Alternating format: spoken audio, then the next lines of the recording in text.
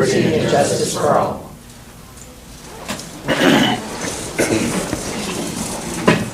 I think we have a lot of introductions tonight. We do. Madam President, Dr. Bowen will introduce our new employees, or to different positions.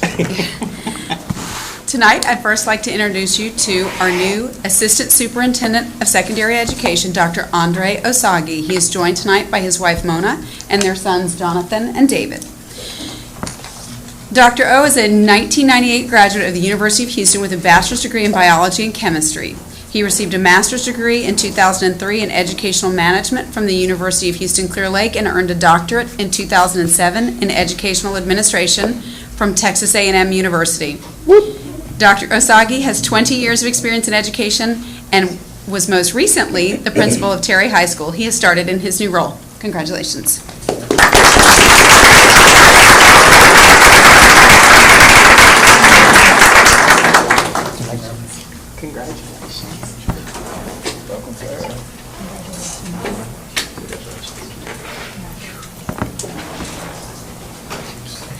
The new Director of Child Nutrition is Monica Tomas. Monica is a December 2001 graduate of the University of Houston with a bachelor's degree in hotel and restaurant management. In addition to private sector experience, Ms. Tomas has 7 years of experience in education, including 3 years as the Director of Dining Services for Southwest Food Service Excellence and 4 years as the Child Nutrition Director in Sheldon ISD. Congratulations.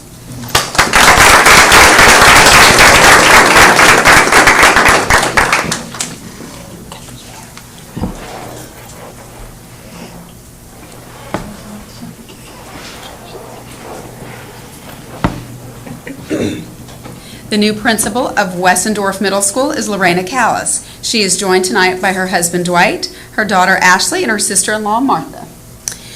Lorena is a November '91 graduate of Houston Baptist University with a bachelor's degree in history and interdisciplinary studies. She received a master's degree in 1998 in administration and supervision from the University of Houston, Victoria.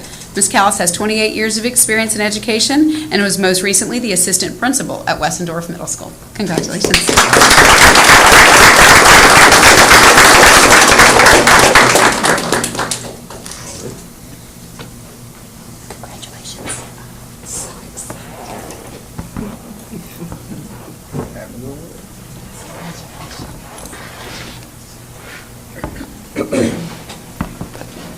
Kevin Croft is the new principal at Polly Ryan Middle School. Kevin is a May 2000 graduate with a bachelor's degree in English. He received his master's in 2008 in educational administration. Both degrees were awarded by Schreiner University. In addition to 12 years of experience in the private sector, Kevin has 5 years of teaching experience and 6 years as an assistant principal. Welcome aboard.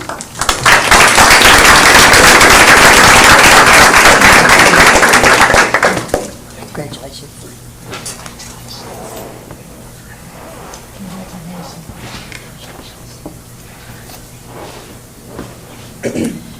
The new principal at Meyer Elementary is Kevin Smith.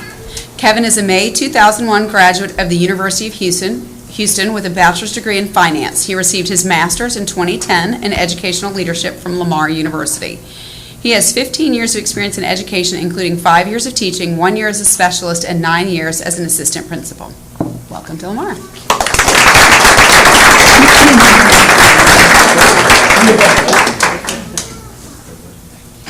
Congratulations. Thank you. Yes, congratulations. Shawanda Anderson is the new assistant principal at Smith Elementary, and she is joined tonight by her husband, Rollin. She is a December 2009 graduate of Florida Atlantic University with a bachelor's degree in English. She received her master's in 2012 in reading education from Florida International University. Ms. Anderson has 10 years of experience in education, including 6 years of teaching and 4 years as an instructional coach. Welcome to Lamar. Thank you.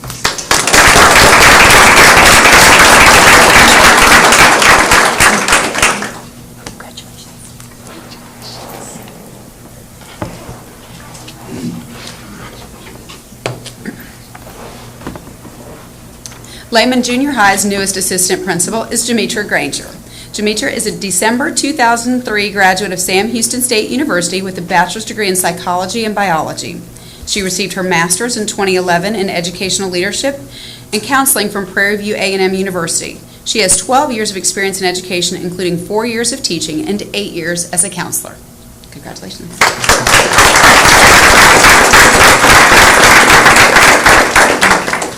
Congratulations.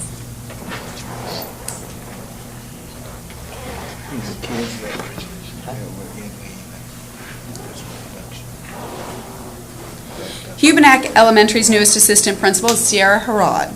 She's a May 2004 graduate of Indiana University with a bachelor's degree in criminal justice. She received her master's in 2018 in educational leadership from the University of Houston, Victoria. Ms. Harrod has 12 years of experience in education, including 9 years of teaching, 2 years as a reading facilitator, and 1 year as an ESL coach. Congratulations.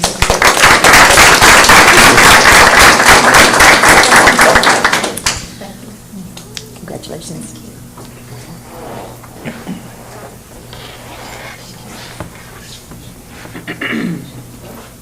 The new assistant principal at Polly Ryan Middle School is Stacy Johnson. Stacy is a December 1998 graduate of the University of Texas with a bachelor's degree in history. She received her master's in 2017 in administration and supervision from the University of Houston, Victoria. She is currently at most recently at Arredondo Elementary. She has 14 years of experience in education, including 4 years of teaching experience, 6 years as a facilitator, 3 years as an instructional coach, and 1 year as an instructional coordinator. Congratulations.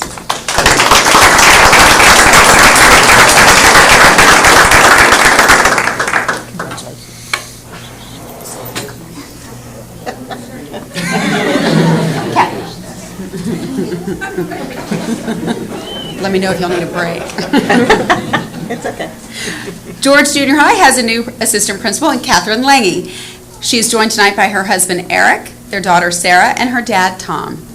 Catherine is a May 2011 graduate of the University of Houston with a bachelor's degree in English.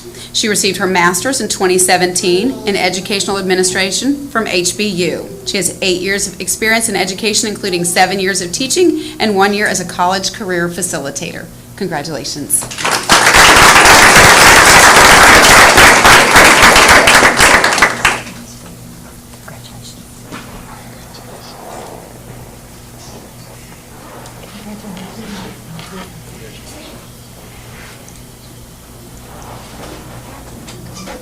Daniel McGrainer is a new assistant principal at Foster High School. He's a May 1996 graduate of LeTourneau University with a bachelor's degree in math.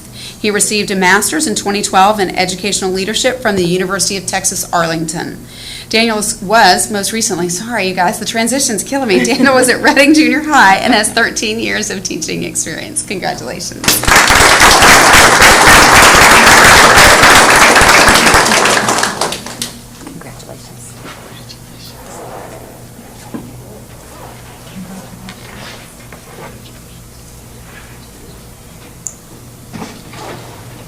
Another new assistant principal at George Junior High is Chandler Simpson. Chandler is a May 2013 graduate of Abilene Christian University with a bachelor's degree in social sciences education. He received a master's in 2017 in educational administration from Lamar University. Mr. Simpson has 6 years of teaching experience. Welcome to Lamar.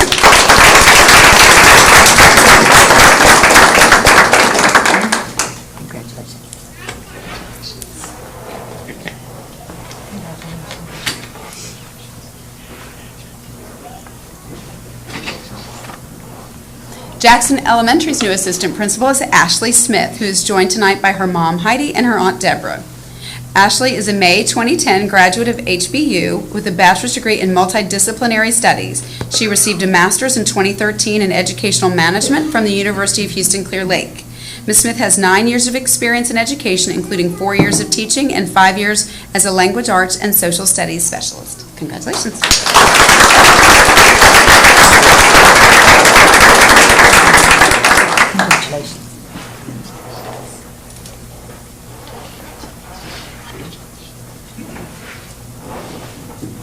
Lindsay Elementary has a new assistant principal, Robin Stover. Robin is joined tonight by her husband, Casey, her daughters, Landon and Lowry, and her mom, Carol. Robin is a May 2008 graduate of Abilene Christian University with a bachelor's degree in interdisciplinary studies. She received a master's degree in 2015 in educational leadership and policy studies from the University of Texas at Arlington.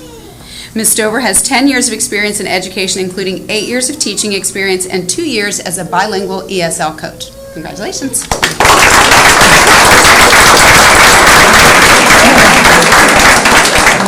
Congratulations. Everyone will thank you back there. Congratulations.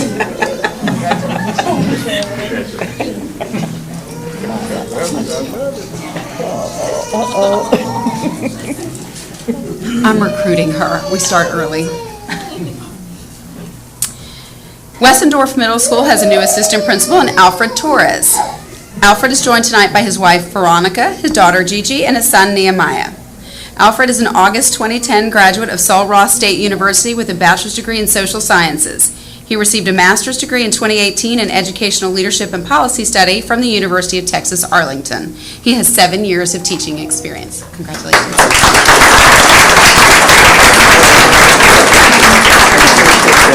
I like that.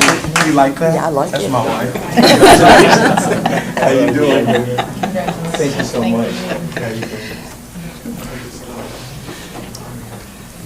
And it is a pleasure tonight to conclude tonight's introductions with Briscoe Junior High's new assistant principal, Juan Torres. He is joined tonight by his sister, Sylvia. Juan is a May 2009 graduate of the University of Houston with a bachelor's degree in political science. He received a master's degree in 2018 in educational leadership from the University of Houston, Victoria. He has 8 years of teaching experience. Congratulations.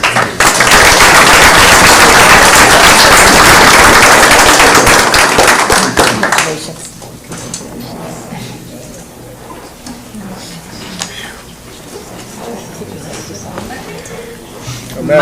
My, they've been busy this summer. Very busy. But congratulations to all and all the schools. I know it's going to be an exciting new year. Do we have any audience to patrons? There are none. All right, then Dr. Randall, guess we continue on with our action items for the evening. Yes, sir, Madam President. We'll begin with the budget update. I guess give a minute.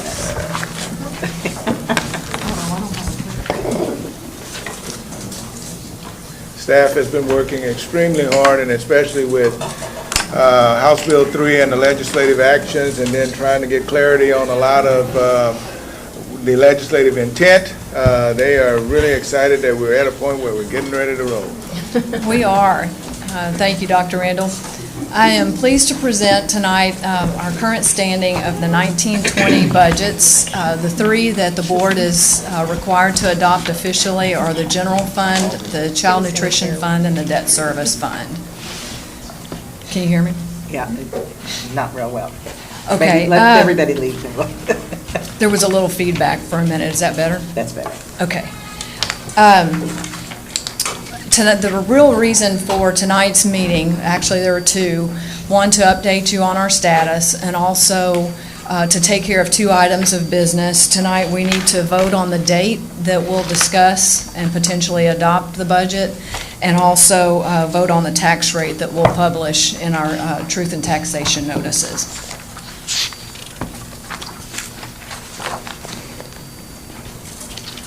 Okay. Typically at this meeting, I update you on all the categories of revenue and expenditures and go into more detail on the general fund items. And tonight we'll also talk about House Bill 3 requirements and how we intend to comply with those, especially in the areas of compensation. Whoops. Okay, so our total general fund revenue budget at this time is $317.649 million. Local revenues are at $172 million, roughly, 54% of the total. Those local revenues include predominantly the property taxes, penalties and interest, tuition, investment earnings, athletic revenue, and those types of things. State revenues that are a little over $141 million, or 44% of our budget, and then federal revenues comprise about 1%, and most of that is our Medicaid and indirect cost revenues.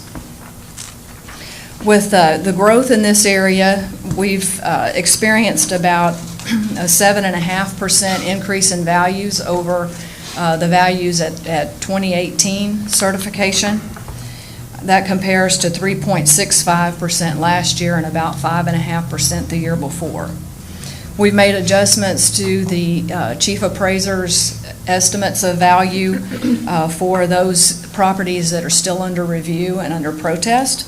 We have about 4,700 accounts that are under protest, valued at about $111.8 million. Our net taxable values are at almost $15.5 billion. Taxable value used for budgeting is $15.44 billion. Current year taxes are estimated at $165.2 million just for the general fund. Certification was achieved by the Fort Bend CAD on 7/19, and we're estimating delinquent tax collections of $1.6 million and about $900,000 in penalty and interest collections. Total taxes comprise $167.7 million of our revenue. You saw this slide at the last workshop. Really, the only adjustments are to the frozen taxes, and that's actually the tax amounts that we'll receive from the taxpayers with frozen levies. And then our taxable value, you'll see the $15.44 billion at the top there. We're using a 98.5% collection rate, so that's how we calculate the $165.2 million in current year levy. Our revenue summary will show you what constitutes the $317.649 million.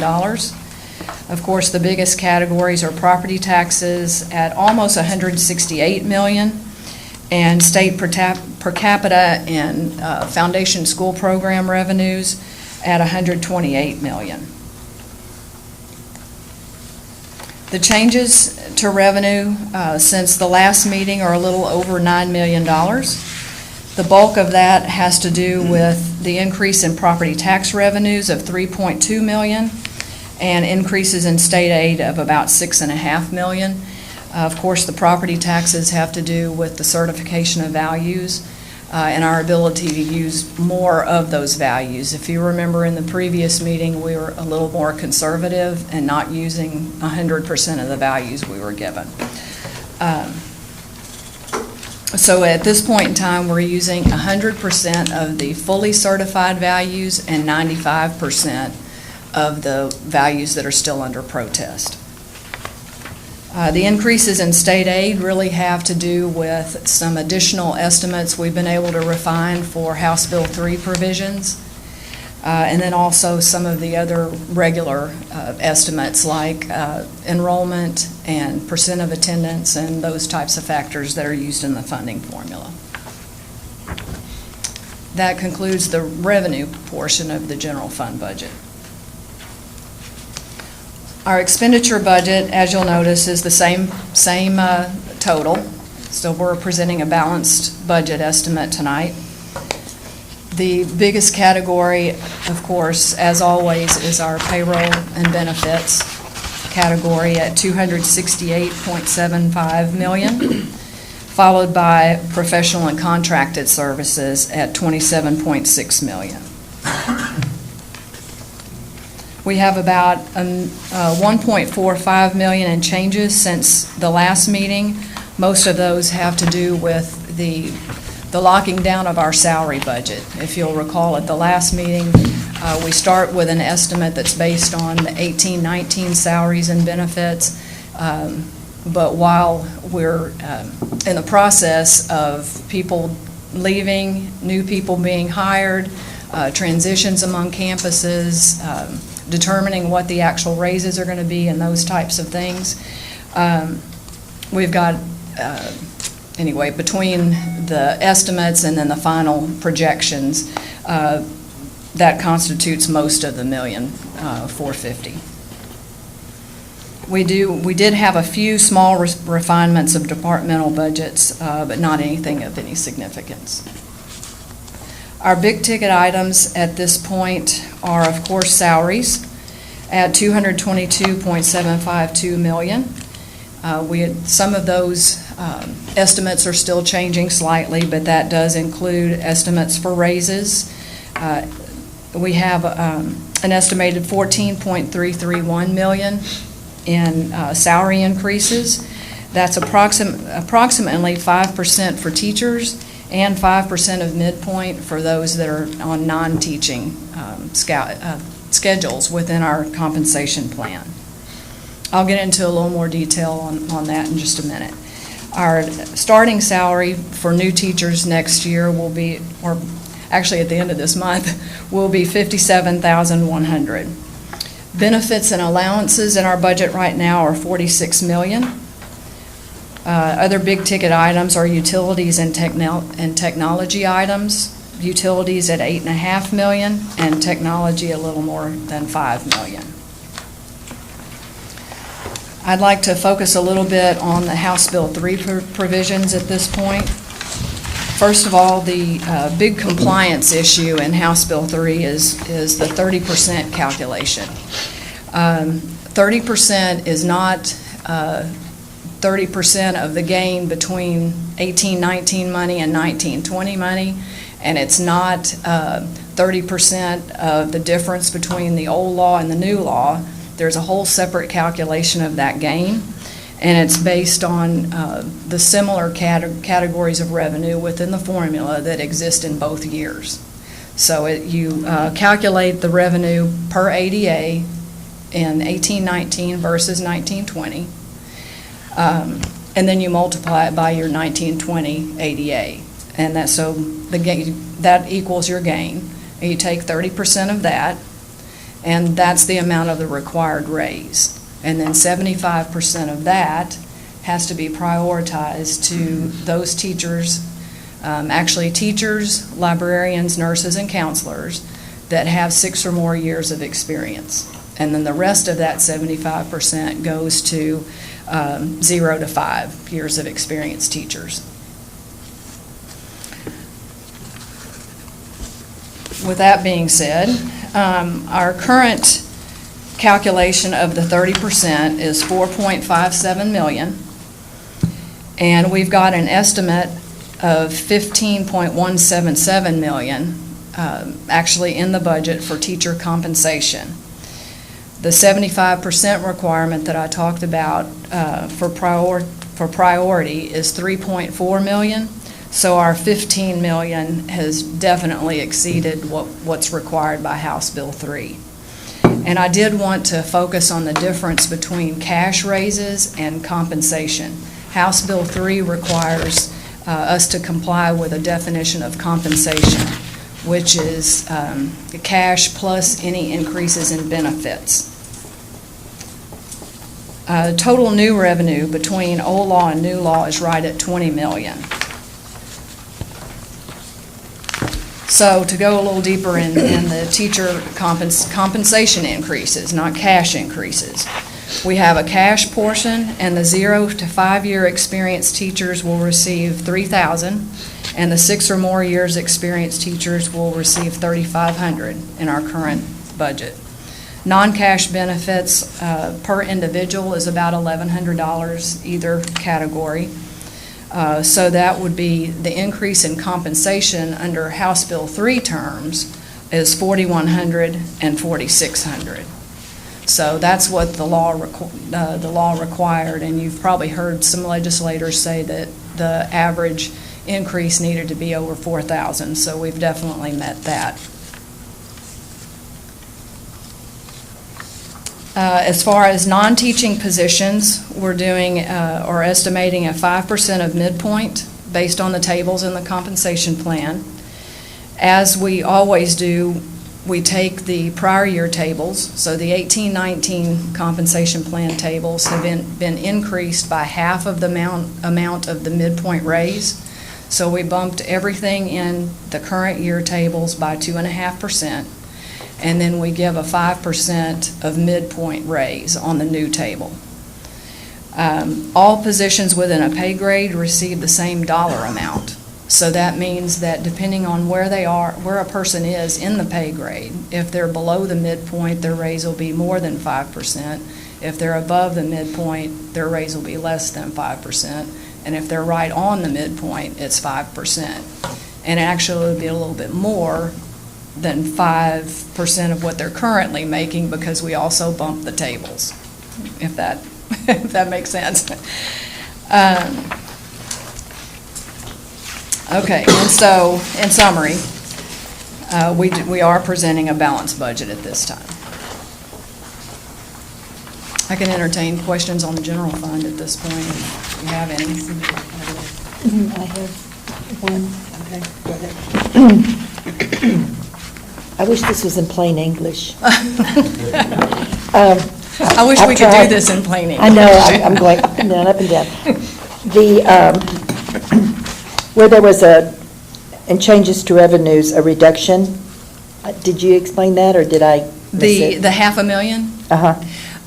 We had an estimate for our Medicaid revenue and, actually just the Medicaid category of about $4.5 million, and we've dropped it to $4 just to be a little more conservative.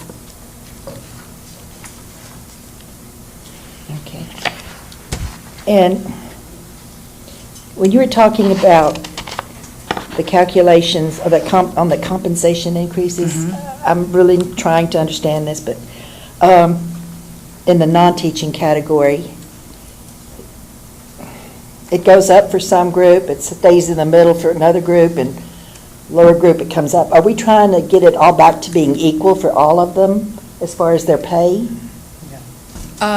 No, because each table is based on different categories of employees.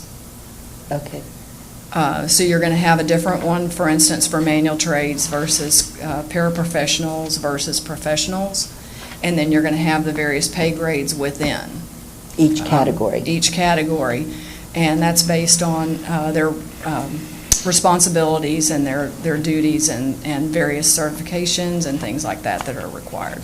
Kathleen, would you like to add something? Okay. Then another, I used to work for the state, and I understand a lot of this, but you can get a raise, but then insurances and everything takes it away. Is there any way that we can see by giving them so much raise, how much they're actually going to get to take home?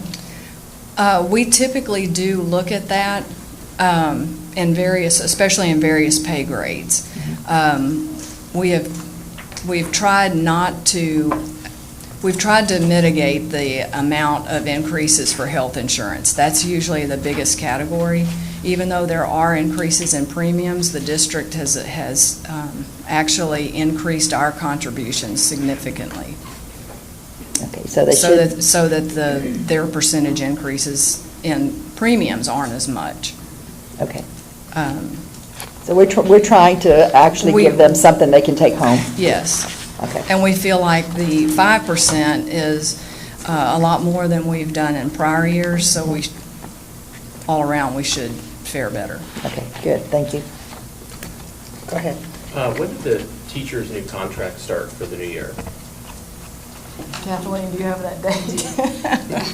Teachers' contracts actually, a little of it depends on the position that they have, if they have extra days on the front end, but for the most part, they begin the 15th.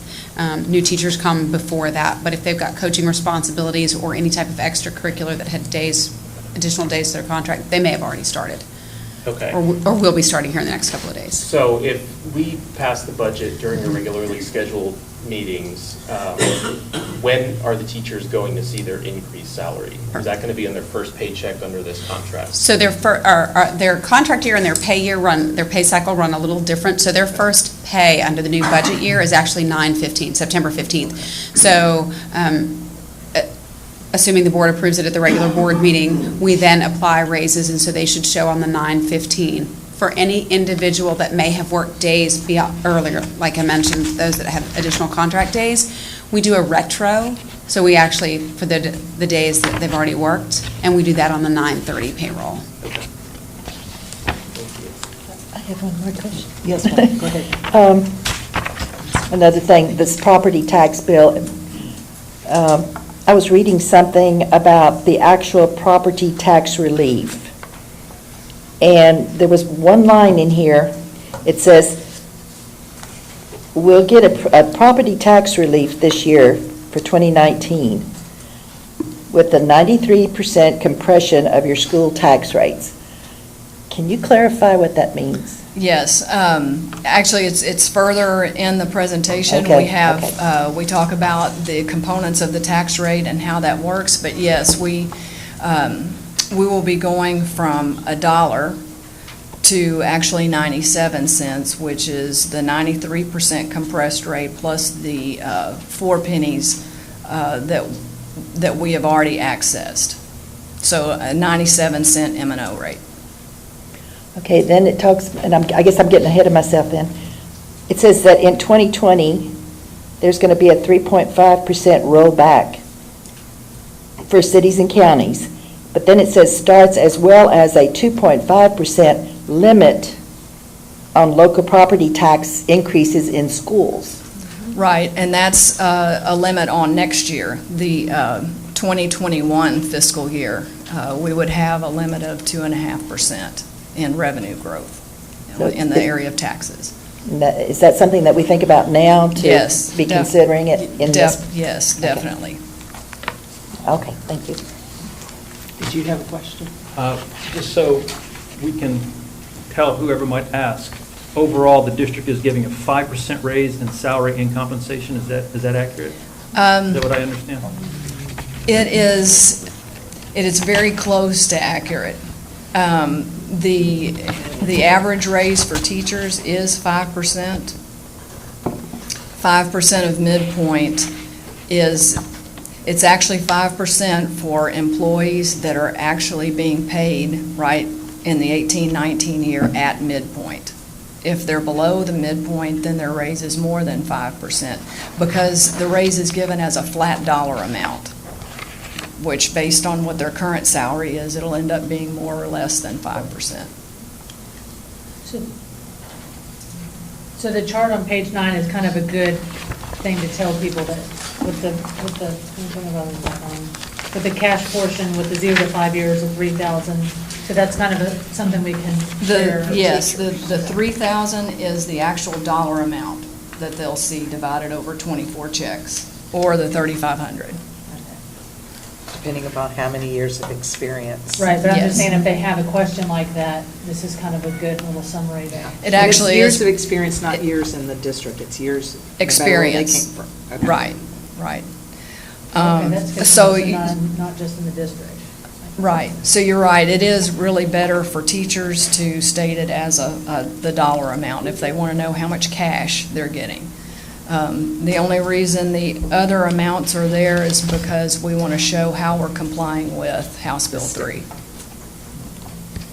And with the, Because they use a different, we typically talk about raises, and that means cash, but House Bill 3 talks about compensation, which is cash plus any changes in benefits over the years, the 2 years. And that's kind of what they talked about, to say when we were at our leadership conference, to not call it a pay raise, but you see it being called a pay raise Yes. in the Yes. public, so it's very hard to get them Compare. back on the same page. Yes. And that's what people want to know, is what's Lamar doing compared to Katy, compared to Fort Bend, compared to Needville? Right. And it Wow. depends on how the article is written or how it's stated and, you know, the questions that are asked. How much is cash? How much is other, stuff? the key word is compensation. For House Bill 3, it's compensation. Compensation, yeah. Yes. The non-teaching categories, if we're asked, is more of the percentage. It's not we It's- can't give them a dollar. It's going to be Because of 5% categories. of midpoint, so it'll be a flat dollar amount as well. Mhm. But then when you look at what they're making right now, and compute a percentage of that flat amount to what they're making now, that's where you get a difference in the percentage. Yeah, so we can't just compare it like we can with the teachers. It's totally two different ones. Right. And for the new board members, non-teaching can be an aide, but it could also be A custodian. Custodian. It can be a cafeteria Bus worker. driver. Mhm.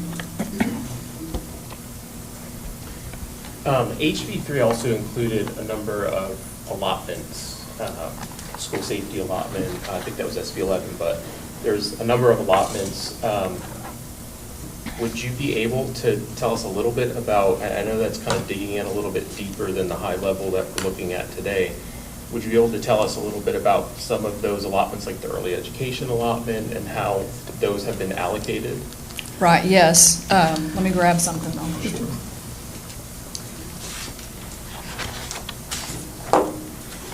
While she's looking out, no, I'm not. You gonna put something on the record and you decide? It's on the very bottom. Okay, so I'm not sure what you would like me to address exactly, but I'll just start, and if I don't, get to what you're interested in, then you can help me.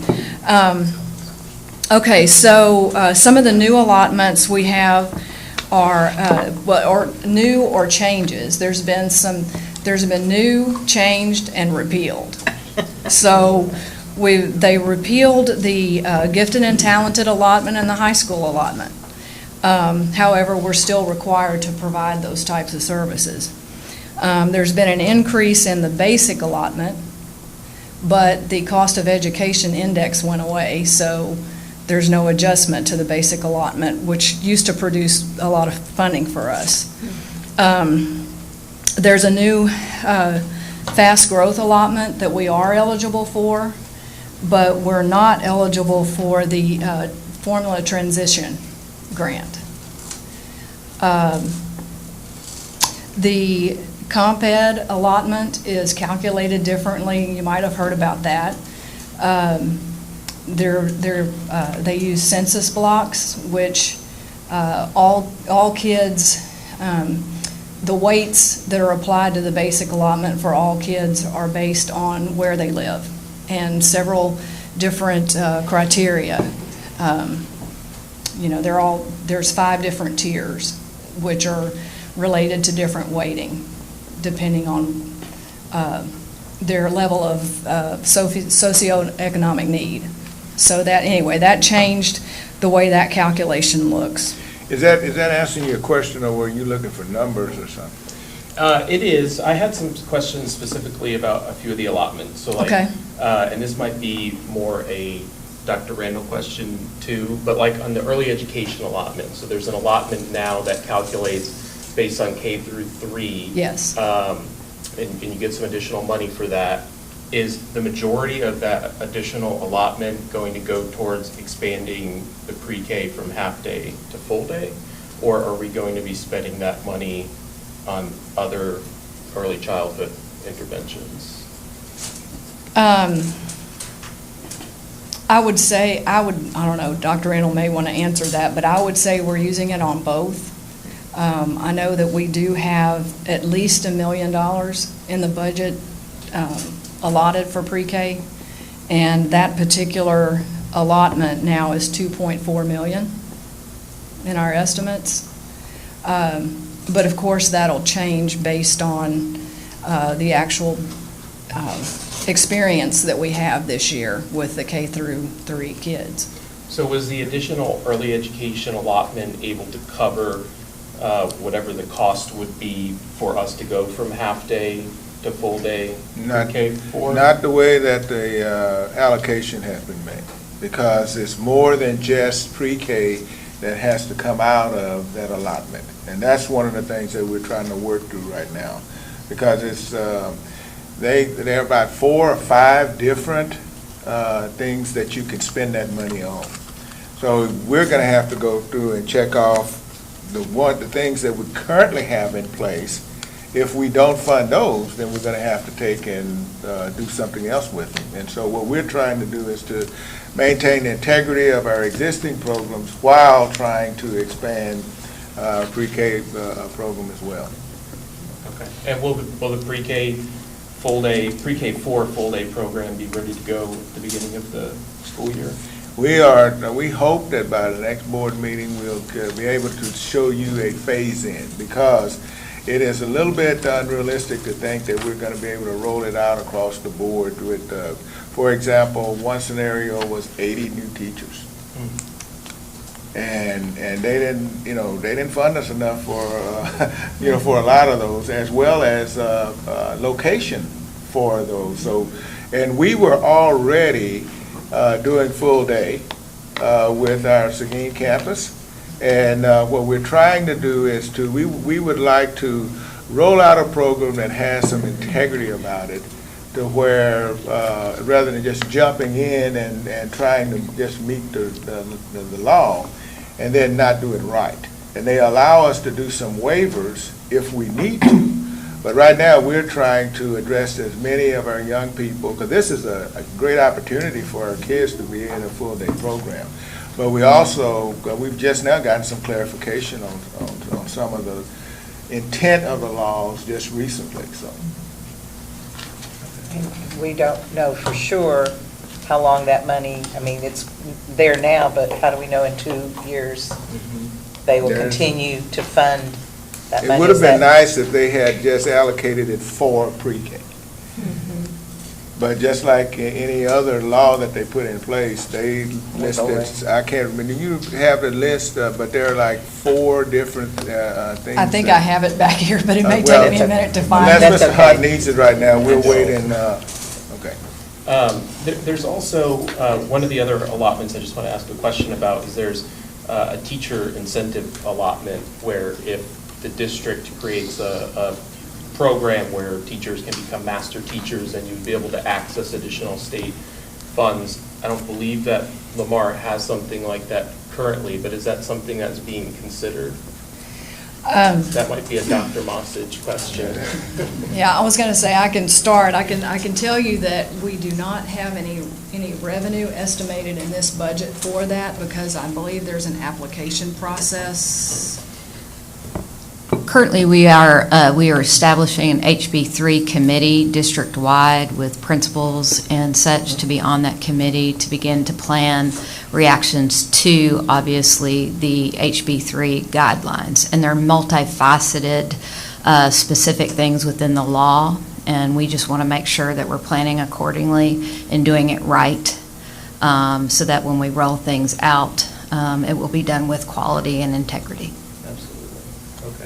One final question. So let me address one other thing. Sure. So if we did qualify for it and revenues did come, we would amend this budget Okay. to accommodate. I mean, my concern, I completely agree that we should be doing it with quality, is just to make sure that if there's state money out there that we can get, that we're taking advantage of it. And so just something that I think we should consider.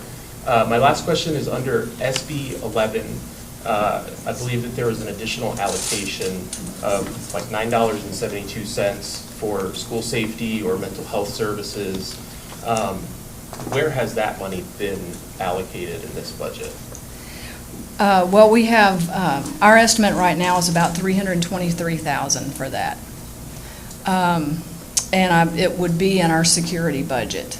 I don't actually have the details for that. Mike might be able to address that.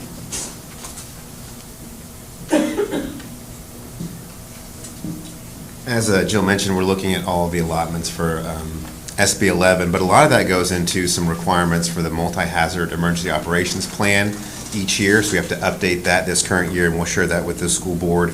Also the school safety committee. So we have a school safety committee in Lamar CISD, but some of that work is required about certain individuals who have to be on that, and they also have to provide some information to the school board.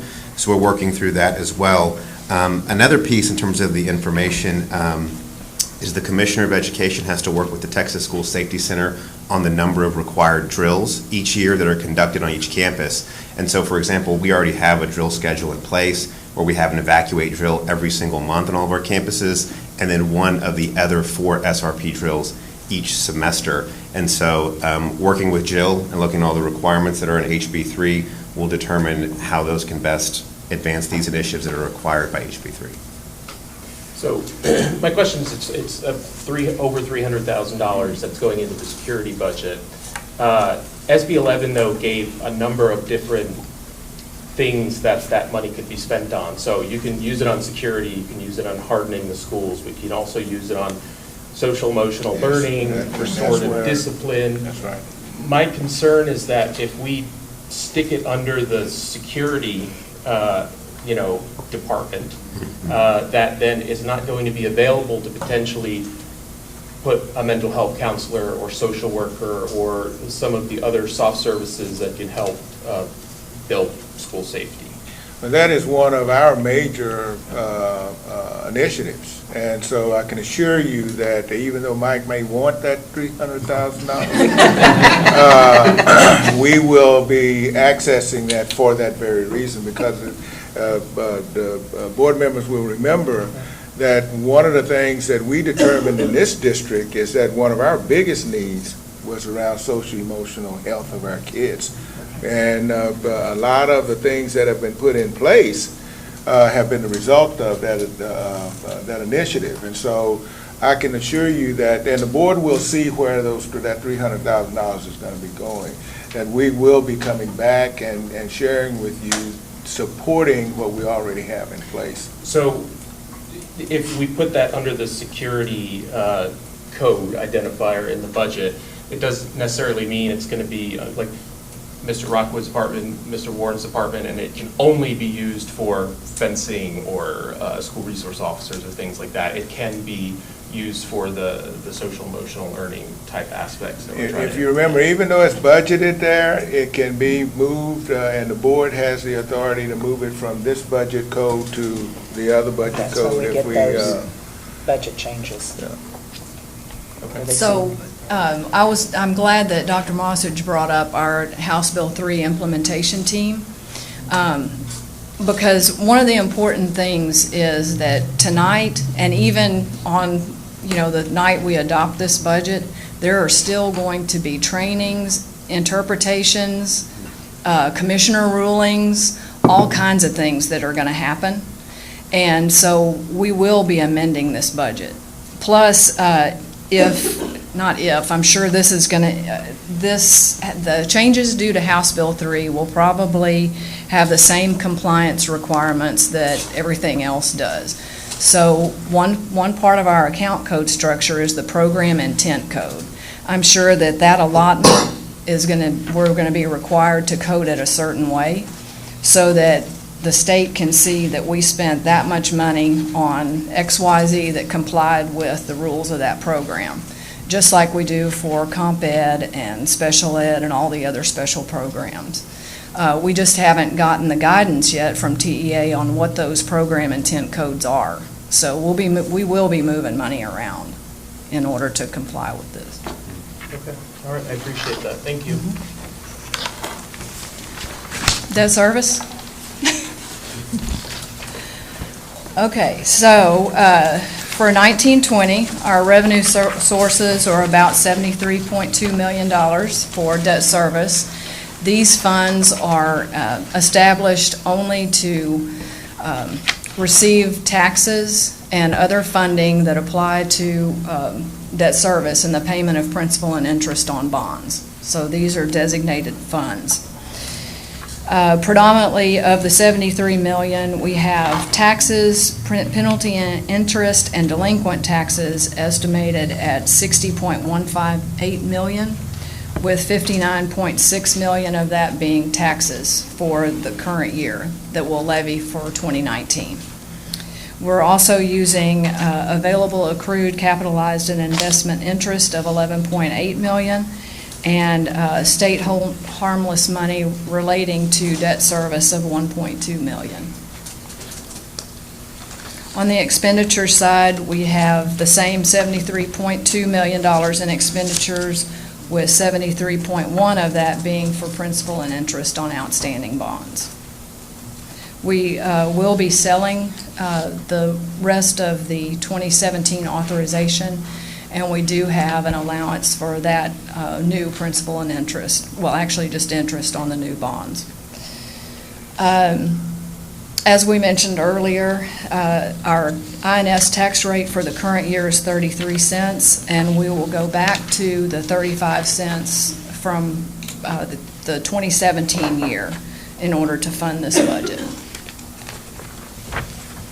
As far as tax rate considerations, our tax rate history, you'll see we were at about $1.30 back in 2010 and up to $1.39 and stayed at that rate for quite some time, and we'll drop back to $1.32 for this next year. So we'll have a 7-cent decrease in the rate. As you can see, this year, the $1.39 is broken up for 2018 into $1.06 for M&O. That will go to 97 cents. And then the INS rate at 33 for the current year to 35 cents. We have calculated our voter approval rate. That was formerly known as the rollback rate. It's roughly $1.36. And that's the rate that I was speaking of earlier that we have to publish in the paper. The voter approval rate plus the rate we are looking at adopting, and then several other things. Tonight, we're needing to vote on that rate and also confirm that August 15th, the night of the regular board meeting, is the night we'll discuss budget and tax rate.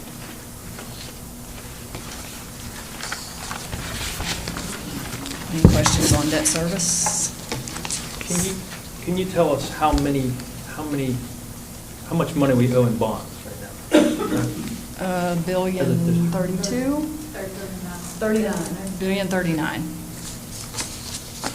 And then we're selling $145.441 million, which is also on the agenda tonight.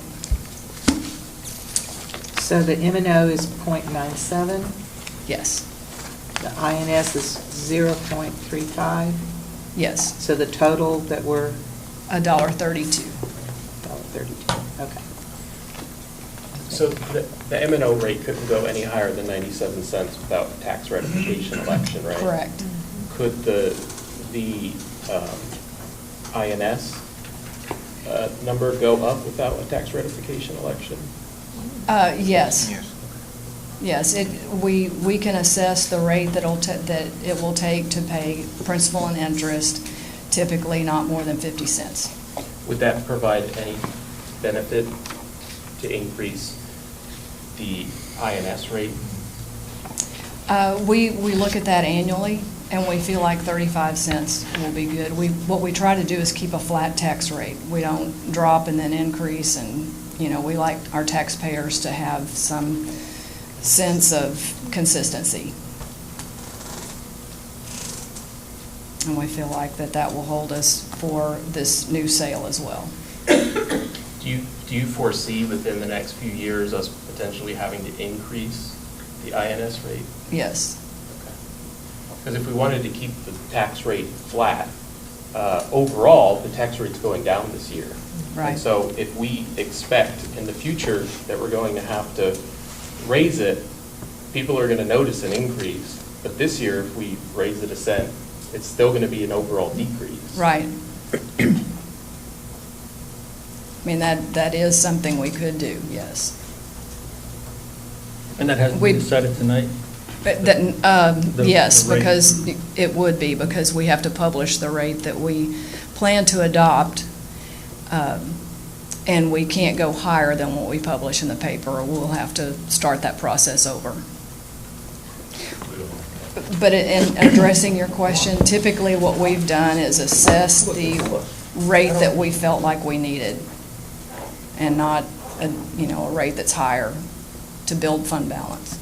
If we did increase it an extra penny, say, what would we do with that? Just It would start go- paying back principal on? It would go into the debt service fund, Okay. because once it's levied under the INS rate, that's the only place it can go, is into the debt service fund. And so we would make those decisions later. And typically, we have a lot of that type of discussion around, we're going to probably have to do another bond issue. And then when we are having conversations about if it's whatever that amount is, we tell the public that it will possibly cost you this. which would mean that your rate could increase a penny, 2 pennies, 3 pennies, depending on our growth. This revenue cap that they put on us is going to be interesting to see how that impacts us. It's not supposed to be on the INS side, if I remember correctly, but it could certainly impact us on an M&O side. And if you remember, we sometimes move a penny from INS to M&O, depending on if we're allowed to do that. So most of the time, we try real hard not to get into raising it a penny, and then coming along and then decreasing it a penny. And then we decide to, because we are getting ready to implement a new bond, and we're going to have to raise it by 2 pennies, then we're raising it again. And it just looks like we're just making decisions all along as opposed to asking for what we need, paying for it, because most of that penny will go into fund balance initially, then ultimately we'll come back and make a decision of if we want to pay more on that debt. So it's not going to actually turn around and pay another teacher salary, or is what you're? Not INS. No. Well, my concern is just that I don't think that most people say, oh, my M&O tax rate is going down, but my INS tax rate is going up a penny. They don't. I think people say, what's my tax rate? And they're already going to get a decrease. And so if it's going to most likely have to increase in the future, I think that likely one of the more palatable options for a lot of people would be to increase it now. And then if we do have a bond, we're likely going to have a bond in 2020. Instead of saying this bond is going to come with a tax increase, we could potentially say this bond is going to come with 0 tax increase. You never want to say that. Because you never want to be out there saying we're not going to, and in case you do. But our last 2 bonds, did we raise the tax rate over our last 2 bonds? The 2017 bond, we said it could be 4 cents. And of course, that's all based on how our values grow, and that was anticipating a 7 or 8% increase in values per year. And for instance, last year it was only 3.65. So. Yeah, this year it jumped. Right. And nobody looks, Mr. General probably doesn't look at the tax rate. They look at, when they get the tax letter in the mail, they look at how many thousands of dollars their taxes have increased, and with the value jumping from 3% to what, 7? 757, I think, 7.5. I mean, I noticed it. I went up there and appealed it, and that's all they look at. And when the values in Fort Bend County with the growth, the values are going to continue to increase. They don't pay attention to our 1 or 2 cents that we may fluctuate up or down. They look at their total value. And with the growth and the continued increase in values, I mean, it's going to become a major issue. Are you suggesting our current rate is 1.39, right? $1? Right. And they're suggesting $1.35. Are you suggesting $1.32? $1.32. $1.32. Yeah, it's $1.39. It would go down to $1.32. So, and instead of going down to $1.32, it goes down to $1.33. So there's still a decrease in the tax rate. But when it comes time for, our growing district to go pitch a bond issue, we could potentially have a better case for voters and say, this is, most likely not going to come with an immediate tax increase, versus it sounds like there's going to be an increase of the INS rate soon, and that's going to coincide with when we're pitching this 2020 bond, which is going to be very important. That's all true. I certainly understand your position, and we have this discussion quite a bit. All the time. And in fact, there's some other folks in the room that we've had that discussion quite a bit with about to this. And I guess we don't know what is going to be out in the future. if we continue with the growth rate the way that it has been, we could be in a position to say that very thing without having increased the tax rate at all. And so, and historically, we have been able to do that. And so I totally understand your position, but just from, none of us knows what the economy is going to do over the next few years. We saw the growth in values at 7% versus 3.5 or 3.9 or something before. If that continues, that has a positive impact on the deal. Were you getting ready to say something, sir? I didn't know whether. 20,000 kids in 10 years. Good to see you all again. It's Terrell Palmer. House Bill 3 is so new to everybody's, nobody's really sure kind of what's going to come out of it. But we think that there's an additional 2 cents. Have you heard that there may be an additional 2 cents in M&O reduction next year? And so I know this is all kind of, sprung on y'all tonight, but dropping the tax rate and House Bill 3, you'll probably have a lot more time to digest, dropping the M&O and potentially going up on the INS and making it even for the taxpayers in Fort Bend County. So I know you probably look at this is our one opportunity, to capture a couple of cents on our INS fund, but I think there's going to be another opportunity next year as well, because they are going to go down. I have heard that they are going to go down another 2 cents on the M&O side, and that would afford you the opportunity to go up on your INS rate 2 cents and be break even. Is that right? Well, the tax rate compression that Ms. Kaminsky was talking about went from $1 to 93 cents or 93% this year, and it's supposed to be like 91.65% or something like that next year. But there's still the 2.5% revenue cap as well that we have to deal with on the M&O side. And then the 4 cents that draw Tier 2 money, we'll be able to access another penny on the M&O side, which will get us back to the 93 cents that we're looking at this year. So there might not be the opportunity for the swap next year. Maybe not. Maybe not. It's all so new. It is. So- It is. I'm going to interrupt just to ask you this. You mentioned that cap, the M&O property levy cap of 2.5% for individual schools starting in 2020. That's the 2021 tax year, the 2020 levy. Okay, so Like this is the 2019 levy that we're talking about right now, so that's on the 2020. what does it mean to levy the cap of 2.5%?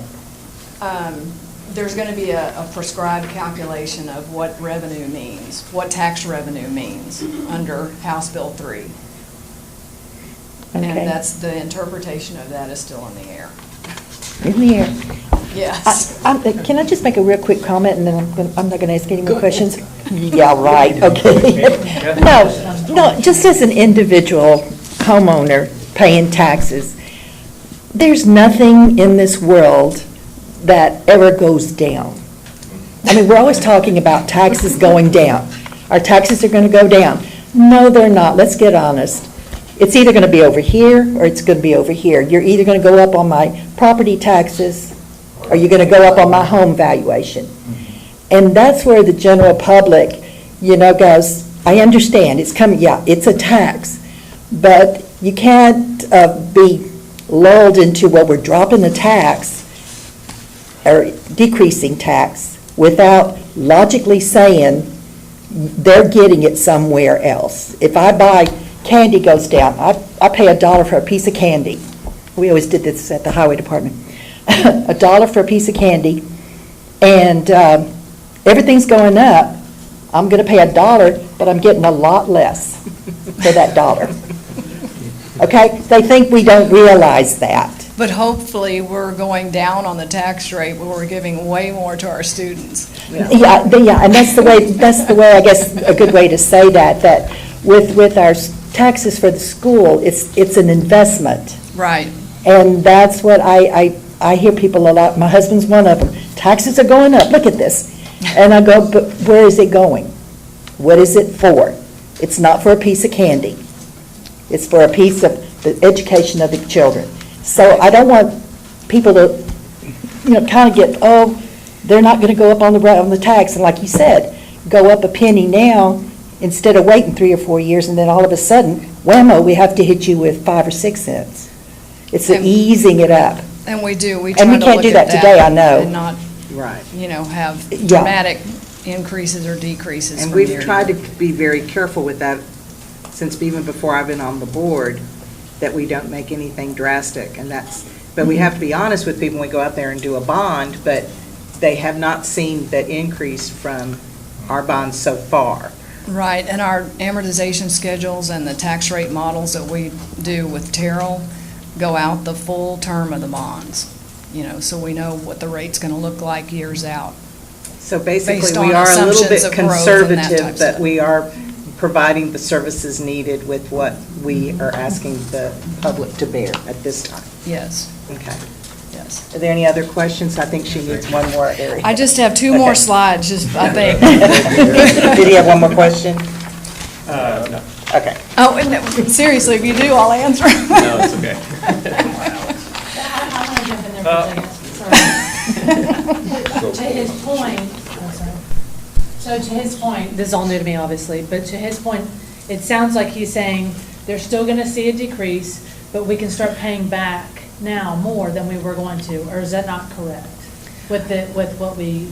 Now, there's different rules with different bonds, and Terrell's going to be the expert there, but I do know we can call bonds, pay off bonds early and all that, but that takes a lot of planning, and determining which ones we're going to do now and this, that, and the other. So this is something we might So want it's to look something at for the it's- future. Yeah. My thing is that this is something that, at least not next year, this isn't going to come up again, where there's going to, potentially, there's going to be some additional compression, but it's not certain. This seems like an opportunity where the M&O rate is getting compressed. We are increasing 2 cents on the INS to potentially increase another penny now. And if LCISD has done an extraordinarily good job of keeping a flat tax rate, I think that increasing the INS might actually be more in line with keeping an overall flat tax rate, not specifically looking at M&O and INS. But if you increase the INS, it's actually going to be more flat, because instead of, it was at 139, it's going all the way down to 132, and then next year we're going to have to go to, at this meeting a year from now, we're going to say, yep, we have to do another bond, we have to go up a few cents. So it actually might keep in line with what this board has traditionally done and keep the tax flat overall. That is accurate, yes.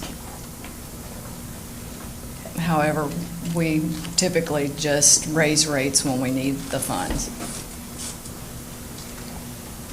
I think he's got, I think it's a legitimate argument. And if you had a vote up here, what would your vote be? He's not on the board. Because I am a low tax person. The least amount of taxes we pay to all levels of government, the better. Right. But it's a legitimate argument. In looking at all of that, I felt like the 35 cents was the rate to go with for this year. Keep in mind there's a 4% difference in value from last year to this year.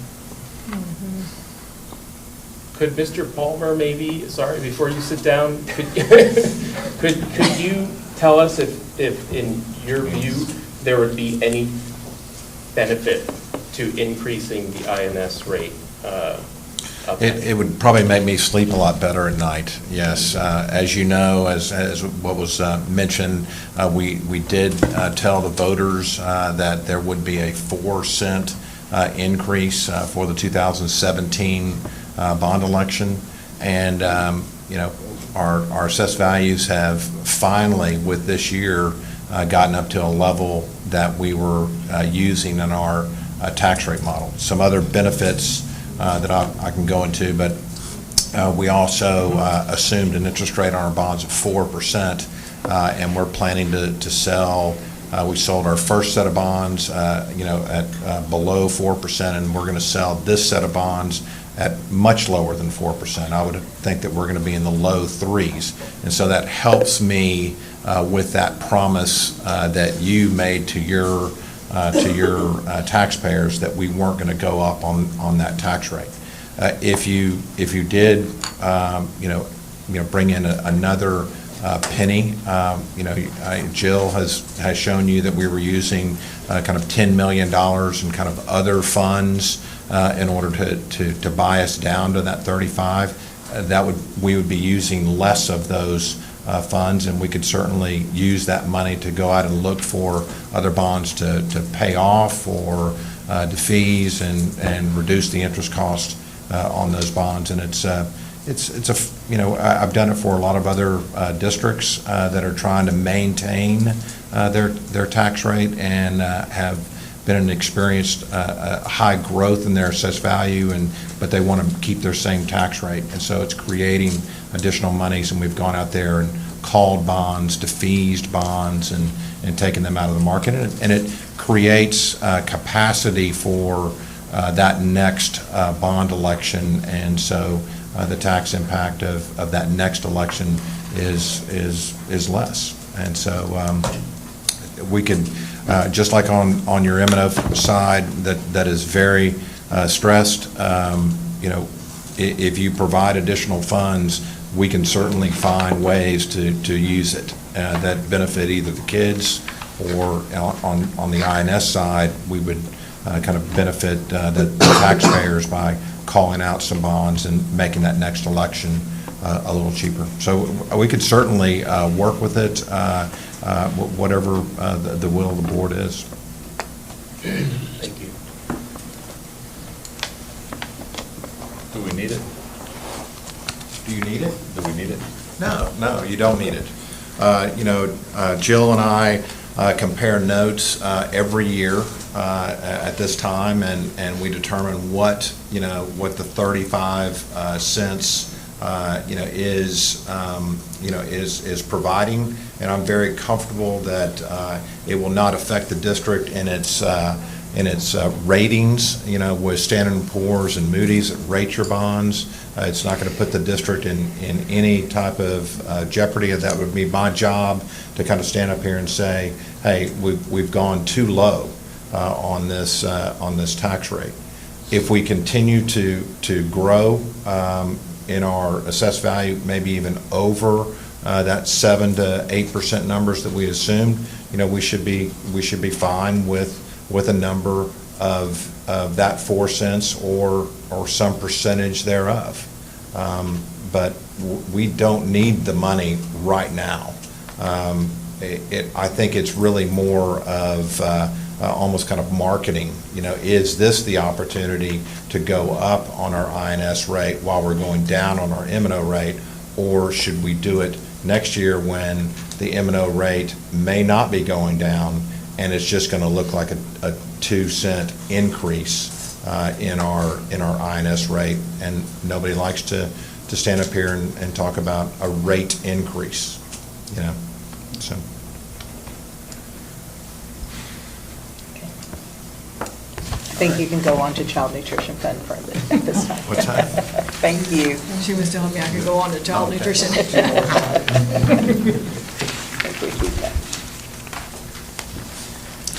All right. So we have a balanced child nutrition fund budget at $15.79 million.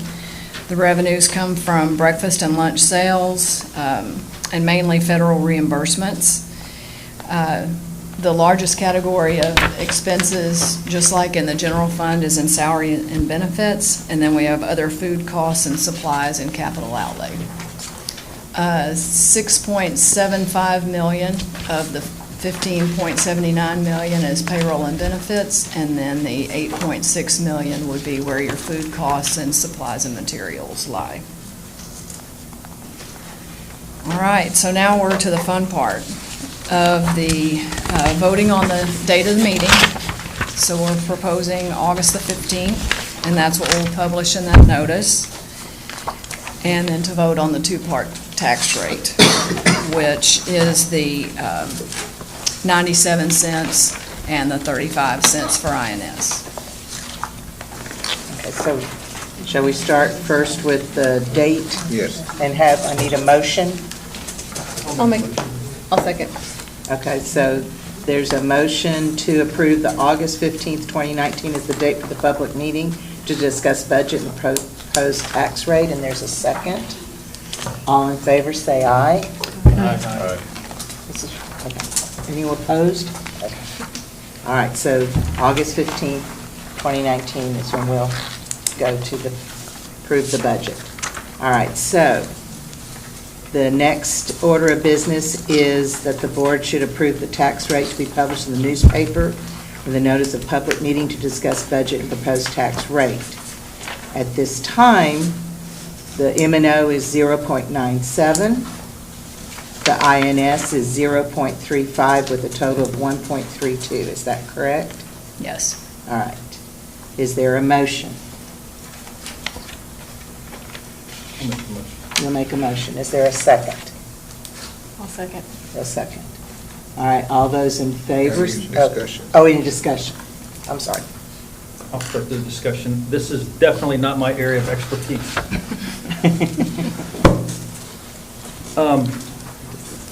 And I understand the arguments both ways.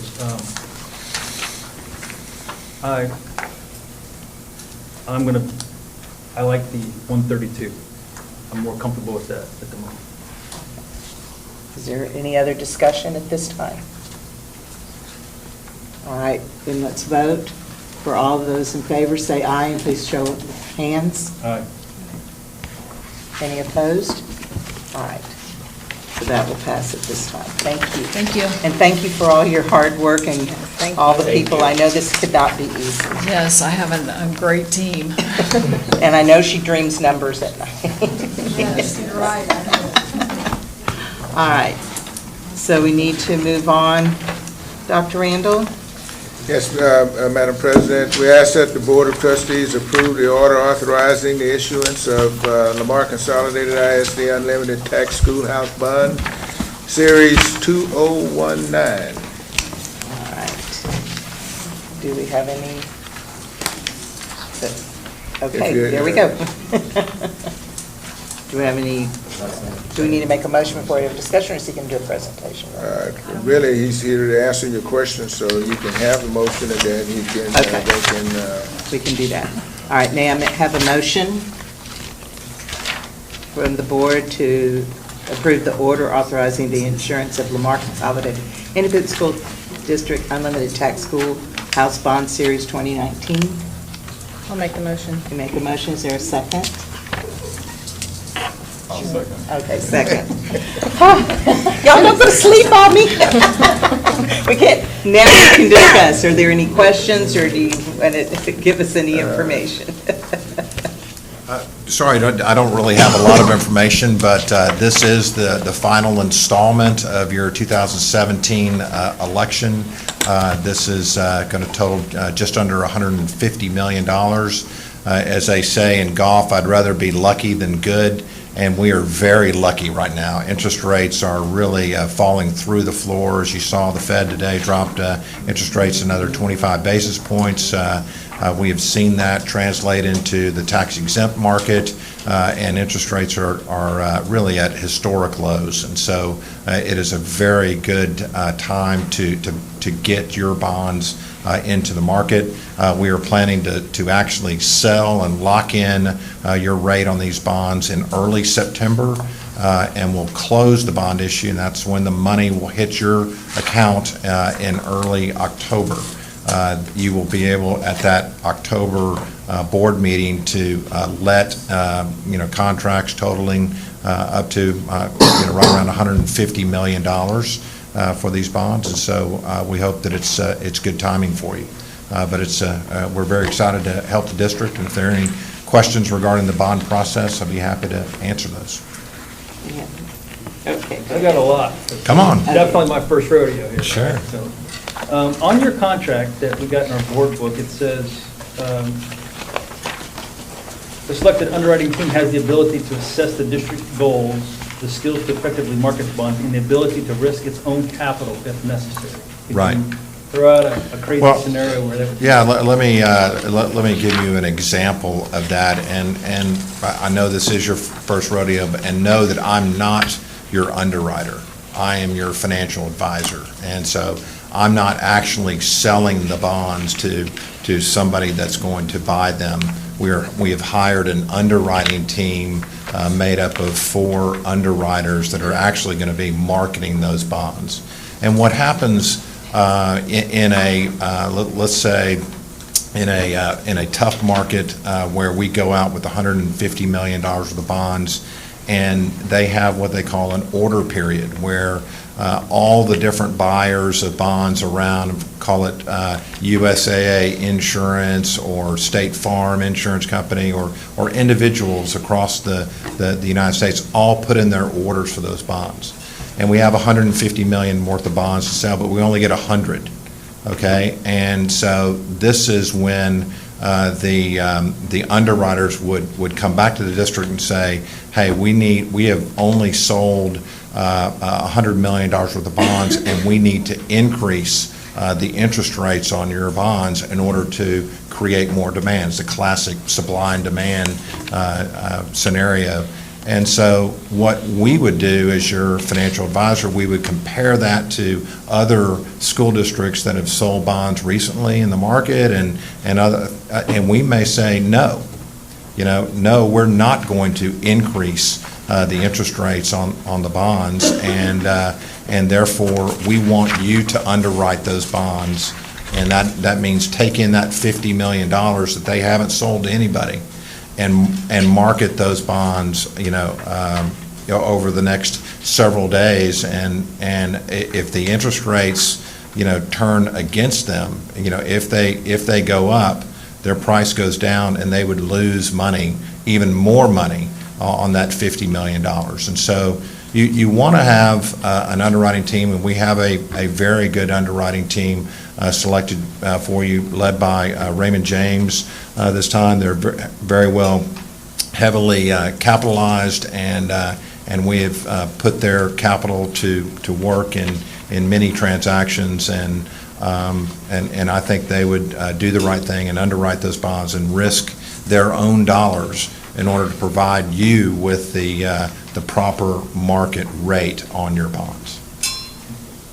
Okay. Anything else? Okay. Thank you. You're very welcome.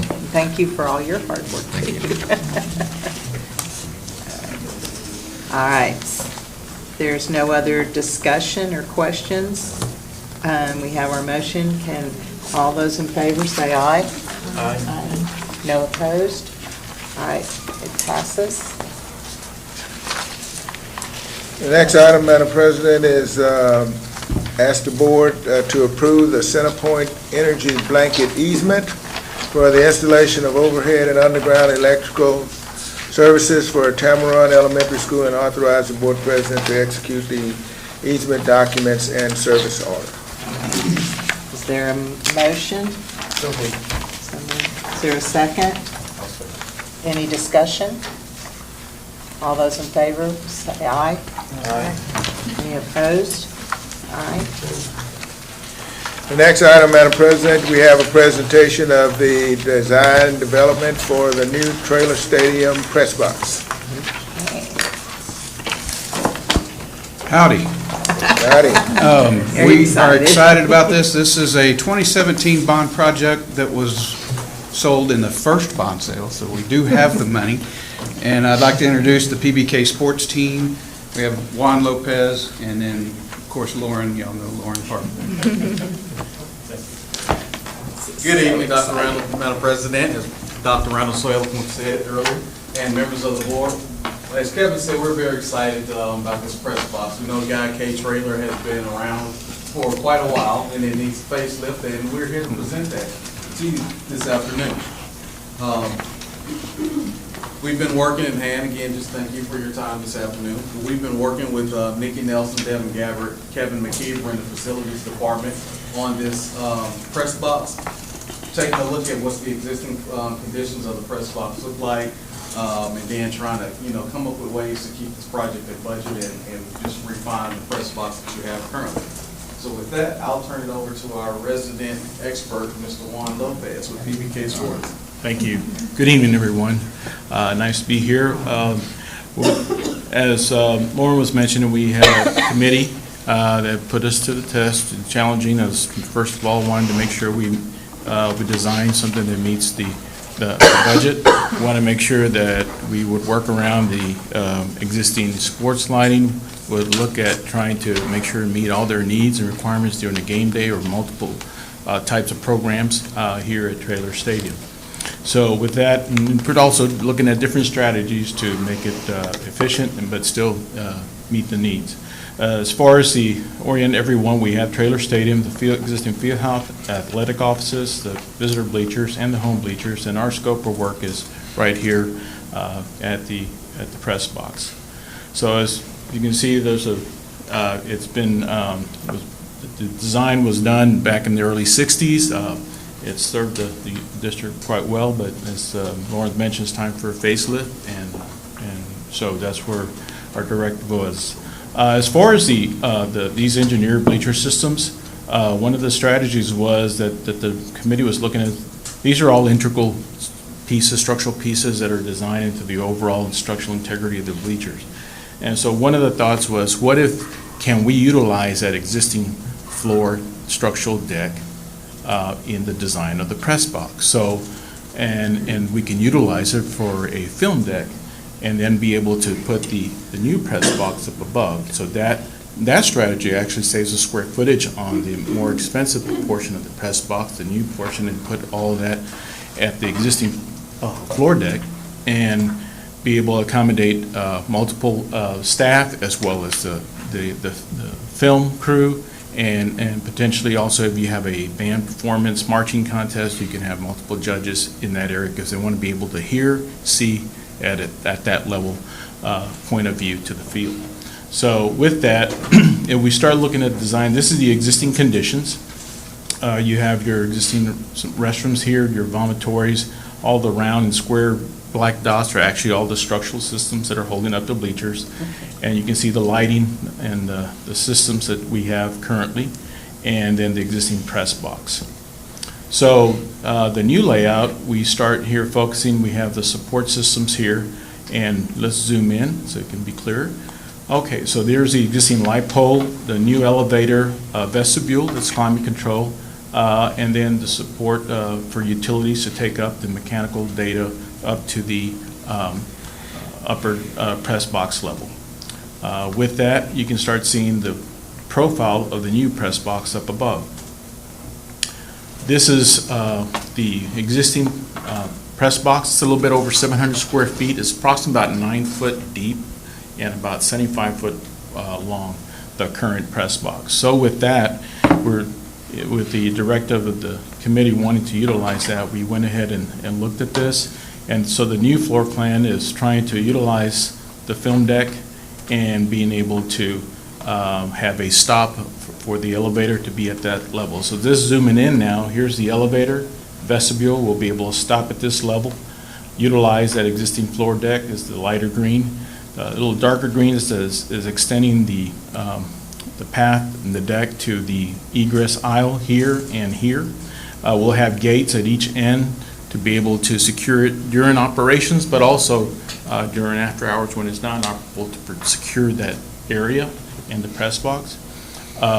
We also will have stairs on each corner for egress of the spectators in case there's an emergency upstairs. The staff can come down to this level and then can egress down to the bleachers.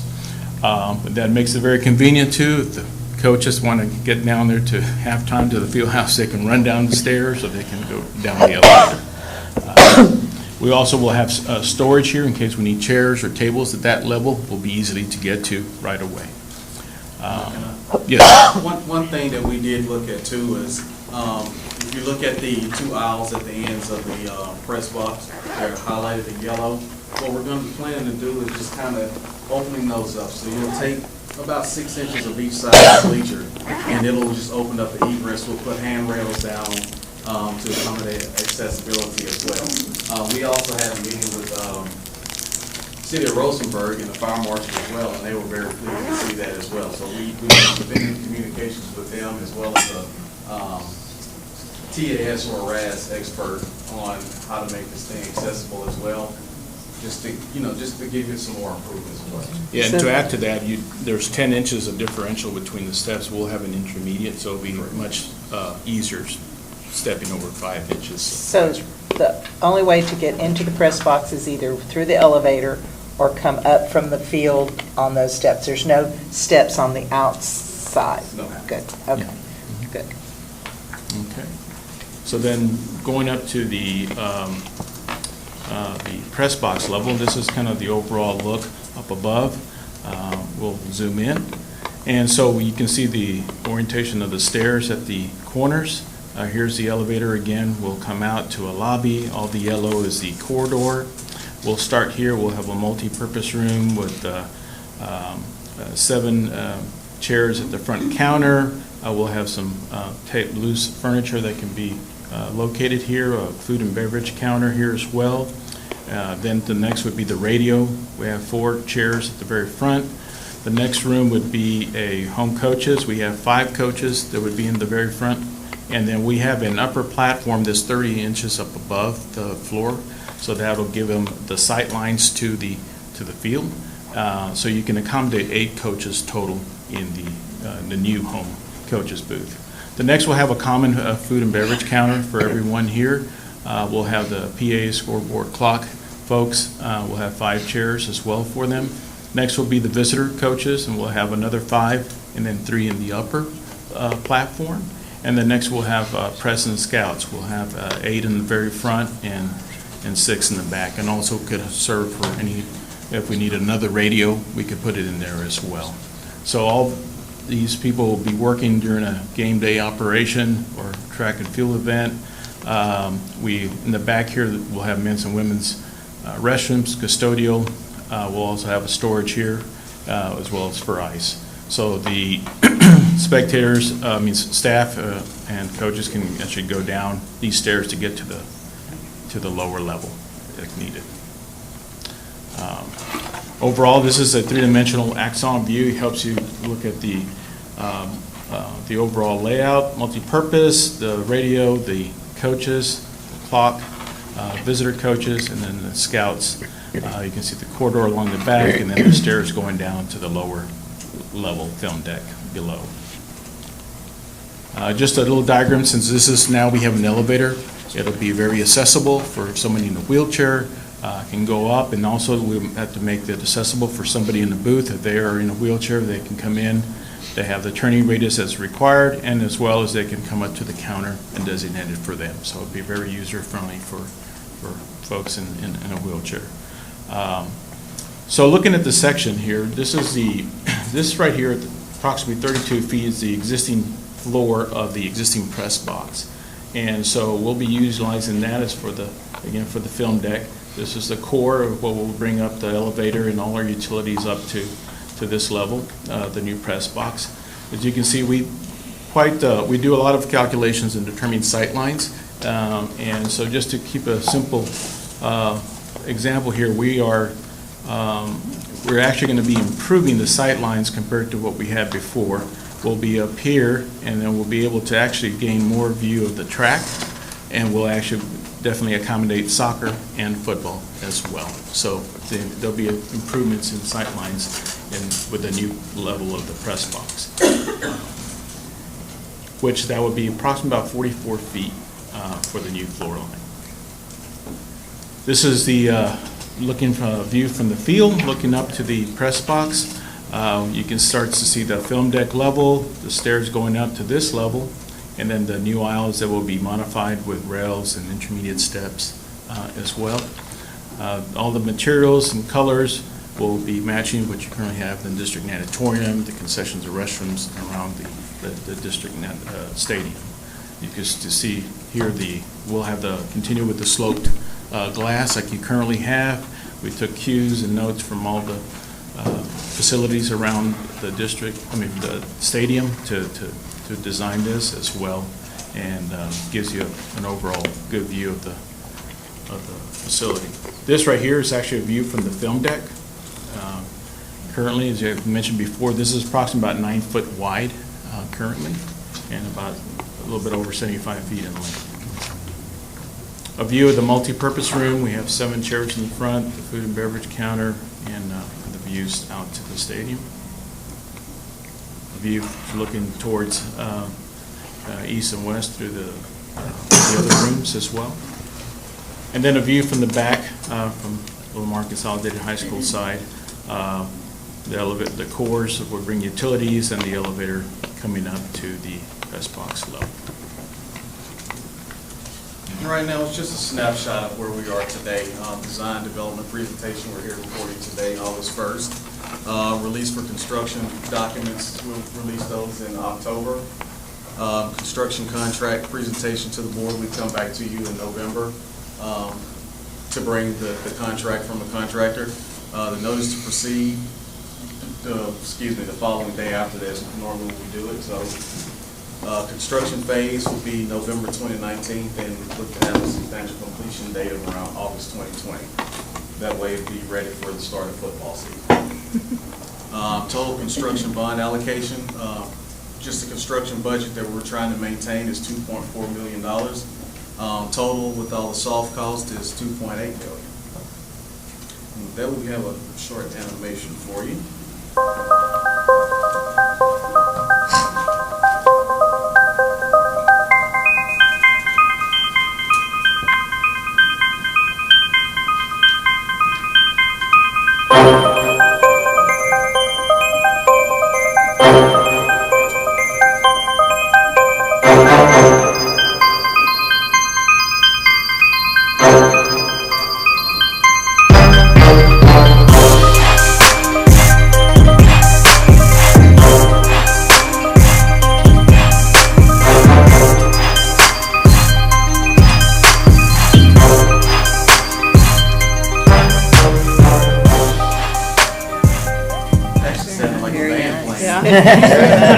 Very nice, thank you.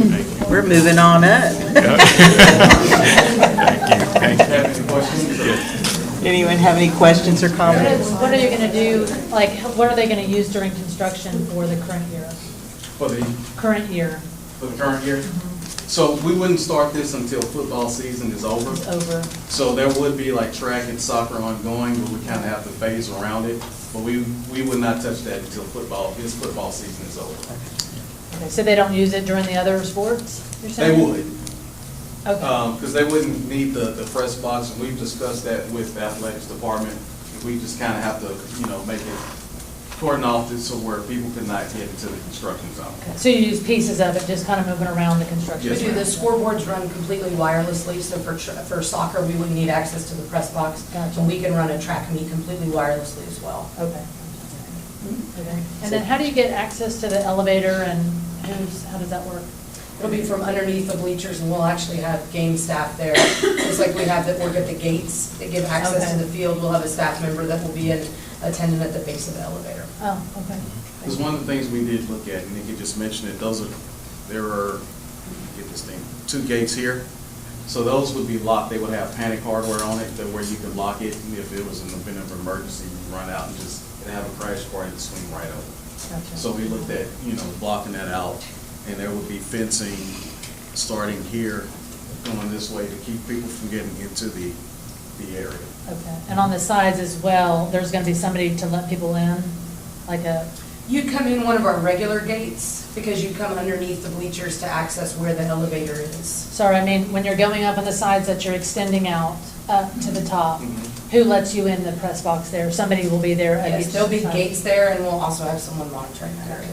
So they'll be given like press box Yes, ma'am. criteria hardware to show that they To can our go. suite, yeah. Yeah. We'll have some more of those little cards. All right. Yeah, that's. Okay, thank you very much. Thank you. I have a question that it doesn't go for that, I don't think. At one point in time, did we ever talk about the rails actually in the stands? Yes, ma'am, that's one of the things I'm I most thought he's- excited about this design. He mentioned something about rails. Is that for the bleachers? Yes, ma'am, the 2 yellow aisles. Yes. Will have a handrail that extends from the top all the way down. All So we'll right. now have that. So that'll be included in I this, think our okay. patrons will be very excited. Oh, yes. Because we hear about that all the time. Oh, yes. When at all the games. Okay, good. Thank good. you, thank you very much. All right. Yes. Question, it's not related to this in particular. With us adding another high school, what point in time do we have to do another one of these? After the addition of the next high school. That's going to be it? That's it. They'll tell you that we play Thursday, Friday, and Saturday now. Well, yeah. Yeah, we would have to, with high school number 7, that's going to be a part of what we've got to start thinking about in another bond issue. Am I correct, Nikki? We may be able to pull off 7, maybe? Yes, sir. 7's tough. We can, the issue we have is the number of districts that our teams are in. We can make 6 work if we're all in one district, because at that point they'd be playing each other. Where it gets hard for us is right now we're in 4 football districts. Right. So we're trying to negotiate all those different home games in all those different districts. So it will be something we will discuss in our next bond. Yeah. But that would be nice if we're all in the same. But that won't happen anytime soon, because we open kind of small. Yes, ma'am. But I know she was doing games twice on Saturday last year. All right, so we have the recommendation to approve the design development for the new trailer stadium press box as presented by PBK Sports. Do I have a motion? I'd like to make a motion. I'd like to make a motion. Is there a second? I'll second. Second. Is there any other discussion? If not, all in favor, say aye. Aye. No opposed? Okay. It passes. Thank you. The next item, we ask the board to approve the purchase of network hardware licenses and installation and configuration services from Red River Technology in the amount of $68,611.36. Do we have anyone have any questions about that? All right, can I have a motion, please? Can you make a motion? Second? I'll second. Second. All right, all in favor say aye. Aye. No opposed? Motion passes. Those are all of the action items, Madam President. All right, so do we have anything for closed session tonight? We do not. We do not? All right, so then at 8:12 PM, I will adjourn this meeting. Thank you.